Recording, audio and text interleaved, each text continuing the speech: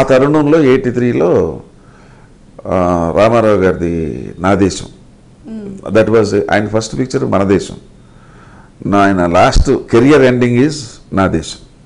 So ఆ టైంలో అది హిందీ పిక్చర్ లావారిస్, దాంట్లో సురేష్ ఓబరాయ్ చేశాడు. అది వెరీ ఇంపార్టెంట్ వేషం, అంటే ఎంత ఇంపార్టెంట్ అంటే అంత ఇంపార్టెంట్ వేషం. దానికి ఒక హీరో స్టేచర్ ఉన్నాడు కావాలి, వెరీ యంగ్ ఉండాలి. అయితే అప్పుడు ఇంకా యంగ్ హీరోస్ ఎవరు లేరు. అప్పుడు యాక్చువల్గా చెప్పాలంటే చిరంజీవి గారు, నేను, భానుచంద్ర అవి మేమే ఉన్నాము పెద్ద.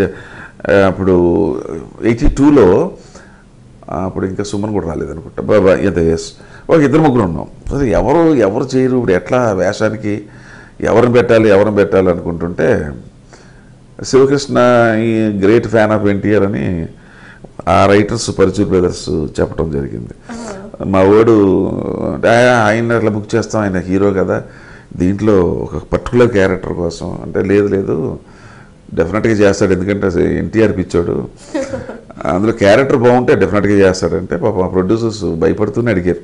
అంటే నేను ఒప్పుకోనేమో అనే ఉద్దేశంతో ఇమ్మీడియట్గా ఒప్పేసుకున్నాను. ఎందుకంటే ఆ అవకాశం సినిమా ఇండస్ట్రీకి రావటానికి కారకుడైన ఆయన సినిమాలు చూసి అటువంటి అవకాశం అందులో ఇంకా ఆయన జీవితంలో ఇంకా యాక్ట్ చేయనని చెప్పేశాడు ఆయన.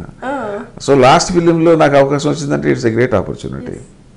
ఆ సినిమా చేసినప్పుడు ఆయన ఏంటంటే ఒక 4 గంటలు 5 గంటలు షూటింగ్ చేసేవాడు మధ్యాహ్నం వరకు. మధ్యాహ్నం లంచ్ తర్వాత పార్టీ మీటింగ్కి వెళ్ళిపోయేవాడు.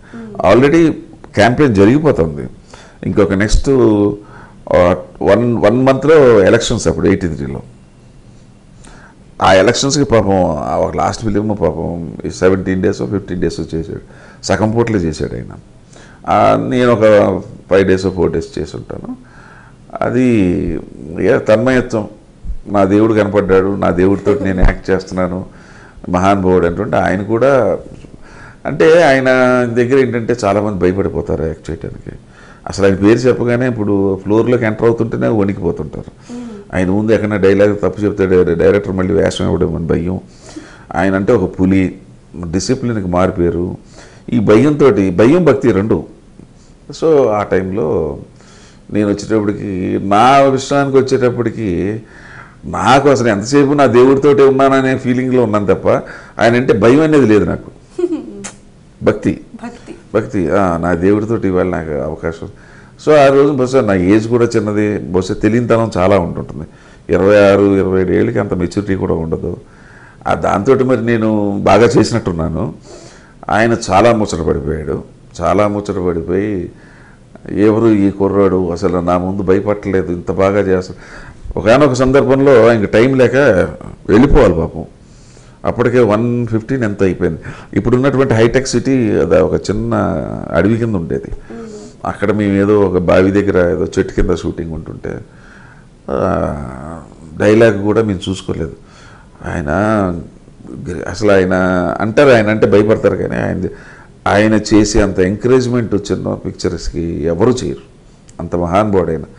నన్ను ఎంత ఎంకరేజ్ చేసేవాడు. ఏమి శివకృష్ణ నువ్వు డైలాగ్ అది నా అన్ని బాగా చెప్పేస్తున్నావు. అసలు కొన్ని సందర్భాల్లో రిహార్సల్ కూడా చేయలేదు. ఆయన ముందు అసలు రిహార్సల్ చేయకుండా చేయటం అనేది సర్వకల్లా. ఏమి శివకృష్ణ నాకు టైం లేదు, డైలాగ్ ఒకసారి చెప్పండి, శివకృష్ణ డైలాగ్ చెప్పండి, నా డైలాగ్ చెప్పండి. ఏంటి శివకృష్ణ మనకి రిహార్సల్ అవసరమా అనేవాడు. ఆయన రిహార్సల్ అవసరమా అంటే లేదు సార్ అన్న, that is you are my boy అనేవాడు. ఆయనకి ఏంటంటే త్వరగా వెళ్ళిపోవాలి, ఆయనకి బాగా చేసేవాడు. ఆయన ఇస్ ఎ గ్రేట్ పర్సన్. చెప్పేటప్పటికి ఆయన ఇంకా లైక్ చేయటం మొదలెట్టాడు. ఒకనొక సందర్భంలో ఒక బ్యాక్ డ్రాప్ సాంగ్, ఆ సాంగ్లో నాకు చేతులు ఉండవు, ఆయన అన్నం తినిపిస్తూ ఆ సాంగ్ బీజిఎం చరణం అనుకుంటాను. ఆ చరణంలో ఆయన మా ఇద్దరం టైట్ ఫ్రేమ్లో ఉంటాం, ఆయన నాకు అన్నం తినిపించాల. డైరెక్టర్ గారు వచ్చి, బాబాయ్ గారు నువ్వు ఆయన కళ్ళల్లో, శివకృష్ణ ఇక్కడ డైలాగ్ ఏమీ లేదు, నీ కళ్ళల్లో చాలా గ్రాటిట్యూడ్ ఎక్స్ప్రెషన్ కావాలి. అప్పుడు యాక్చువల్గా నిజం చెప్పాలంటే నాకు అది 3వ సినిమా, అది నా దేశం 4వ సినిమా అనుకుంటా. 3 కానీ 4 కానీ, అంటే నేనే ఇంకా పరిపక్వం చెందలేదు ఇంకా. అసలు నాకు యాక్టింగ్ అనేది అసలు ఇంకా నేర్చుకుంటున్నాను. ఆయనకి 300 సినిమాలు, ఎక్కడ ఎన్టీఆర్, ఎక్కడ శివకృష్ణ. కాకపోతే ఇక్కడ గ్రేట్నెస్ ఏంటంటే నేను అలా చేయటానికి కారణం నా టాలెంట్ కాదు అక్కడ. No, I don't accept that. అంటే చిన్నప్పటి నుంచి ఆయన మీద నేను పెంచుకున్న మమకారం, ఆయన మీద ఉన్నటువంటి భక్తితోటి చేయగలిగాను తప్ప, యాక్చువల్ నిజం చెప్పాలంటే దాని మీద చేయగలిగాను తప్ప నేను నిజంగా యాక్టింగ్ వచ్చి చేసేనేమని నేను అనుకోవట్లా. ఆ ఎక్స్ప్రెషన్ కావాలన్నాడు, డెఫినెట్గా సార్ అన్నాను. ఏం బాపయ్య అన్నాడు. ఆయన వర్షన్ ఒక రకంగా ఉంటుంది ఎన్టీఆర్గా. ఏం బాపయ్య, ఏం కుర్రోడు బ్రహ్మాండం చేస్తాడు, ఈ రిహార్సల్ పెట్టి టైం వేస్ట్ చేయకు. ఏం బ్రదర్ మనకు అవసరమా అన్నాడు. అవసరం లేదు సార్ అన్నాను. టేక్ అన్నాడు. టేక్ వెళ్ళిపోయిన తర్వాత క్లాప్స్ కొట్టారు. 100% నాకు తెలుసు రామారావుకే క్లాప్స్ కొడతారు, నాకు ఎందుకు కొడతారు మూడో సినిమాకి. That was I'm very quiet sure about it. అయిపోయిన తర్వాత అందరూ వచ్చి, సార్ మీరు కౌంటర్ ఎక్స్ప్రెషను శివకృష్ణ ఇచ్చిన ఎక్స్ప్రెషన్కి మీ కౌంటర్ది మాత్రం చాలా అద్భుతంగా ఉందండి అన్నాడు. ఆయన 300 పిక్చర్ల అనుభవం నాది. ఆఫ్టర్ బచ్చాగాడిని మూడో సినిమా, 4వ సినిమా అంటే అది దట్ ఈస్ ఎన్టీఆర్. ఈ ఒక్క మాట నేను చెప్పాలి. అఫ్కోర్స్ నన్ను పొగిడినా కూడా దాని వెనకాల అర్థం చాలా, నేను ఆంధ్ర ప్రేక్షకులకి చాలామందికి తెలియంది, ఆయన గురించి తప్పుగా అర్థం చేసుకుని చాలాసార్లు నా ముందు తప్పుగా మాట్లాడిన వాళ్ళందరికీ కూడా సమాధానం అని చెప్పాలి. ఎందుకంటే ఒక మాట అన్నాడు ఆయన, ఏంటంటే, బ్రదర్ ఏం మాట్లాడుతున్నావు బాపయ్య అన్నాడు. బాపయ్య డైరెక్టర్ గారు, చిన్న పులి అలా నటించేటప్పుడు పెద్ద పులి ముసలి పులి నేను ఎలా నటించాలి అన్నాడు. అంటే నన్ను ఒక పులితో పోల్చాడు ఆయన. నేను పులి ఏంటి, నా బొంద, నాకు యాక్టింగ్ సరిగ్గా రాదు, ఇంకా 3వ సినిమా ఆయన 300. అంటే ఇక్కడ నేను చెప్పదలుచుకుంది ఏంటంటే, ఇక్కడ పొగట్టం ఇవన్నీ పక్కకు పెడితే the greatness and the stature of a great artist.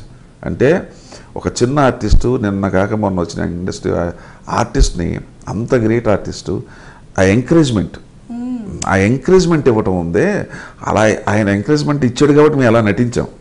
చాలామంది ఏమంటారంటే, ఎన్టీ రామారావు అంత సీరియస్గా ఉంటాడు ఆయన అంటే భయం అంటే, హూ సెడ్ ఇట్స్ ఆల్